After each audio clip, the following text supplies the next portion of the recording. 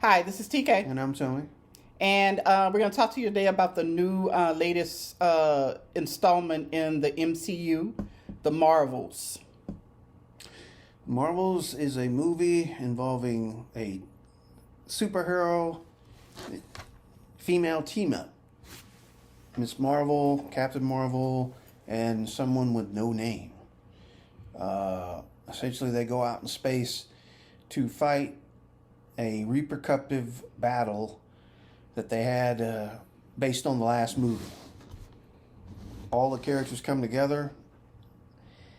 I enjoyed it for what it was. I don't think it's as bad as the naysayers say, and I don't think it's as good as any of the more positive results are. About a 5, which is kind of like par for the course these days when it comes to Marvel movies. I'm not looking for 5s, but that's where we are right now. And the scuttlebutt I'm hearing is this is not done well financially. I don't want to discourage you from going, but if that factors into your decision to do so one way or the other, take that into account. Now, I don't have a lot to say about this movie. I found it enjoyable. I found it about as enjoyable as I do the other entries into the MCU. Some are better, some are worse. I like Miss Maisel's character. She had the show was on the Disney She Channel. was the best thing about the whole movie, and I actually watched that show just because her character and her interaction with her family is so sweet. Yeah, she's cute. She's a cute character, and I liked in this installment, the girls teaming up, and I like the theme of Miss Maisel, basically kind of maturing a little bit, for lack of a better word. She grew up because she fantasizes about being one of the Avengers, and Captain Marvel, Brie Larson's character, is an idol of hers. And as a lot of us do when we're younger, we idolize things and people and situations because we haven't had the experience of actually being a part of that world. So I like the bigger theme here with the girls teaming up and her kind of coming of age when she actually did get to do some of the things that her hero does. She realizes there's a lot of sacrifices that come with that, and it's not all fun and games. But the actress, I don't know her name, that plays Miss Maisel, she's really cute. She made the movie. Yeah, I think her name's Kamala. Her character's name is Kamala.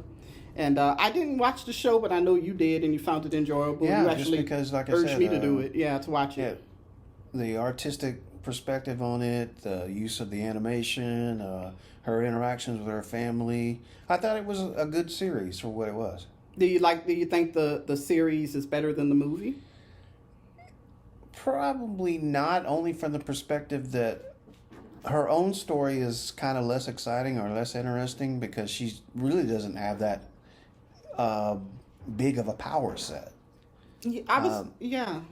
It's basically she can create crystalline structures with light, and I mean that's interesting. I kind of wanted to get into, from a plot perspective, get that second bracelet, which technically I guess she has now, and to see what she could do with that. That'd be interesting.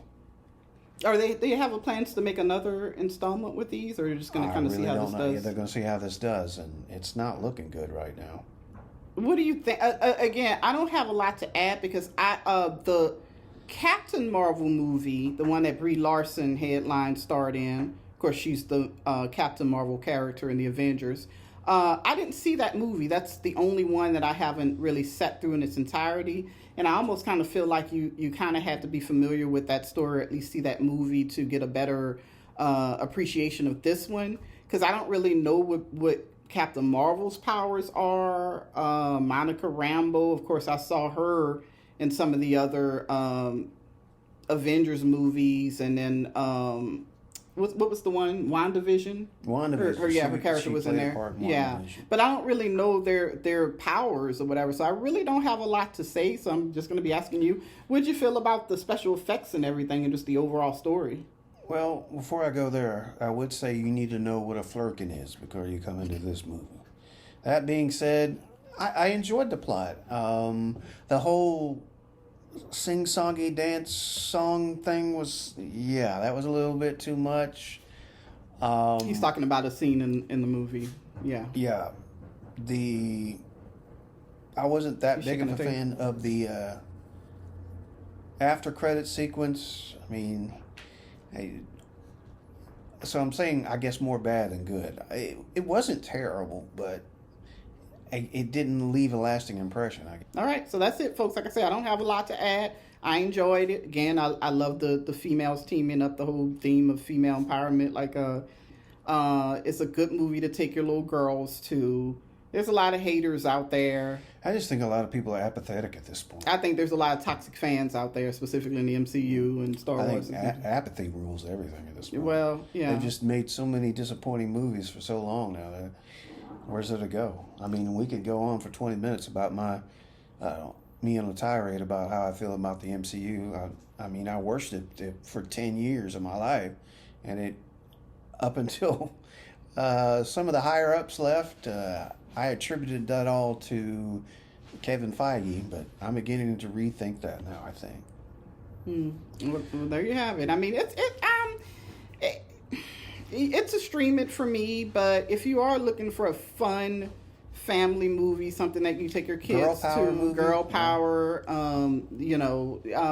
take your daughters and their friends to go and see it. I know that I guess it's a good holiday movie if you're looking for something to go to the theater. It's a good waste. You got some time to waste. It's a good movie. Right. So it wasn't horrible. So that's it for me. That's it for us. Yeah, it sure is. Till next time. See you later.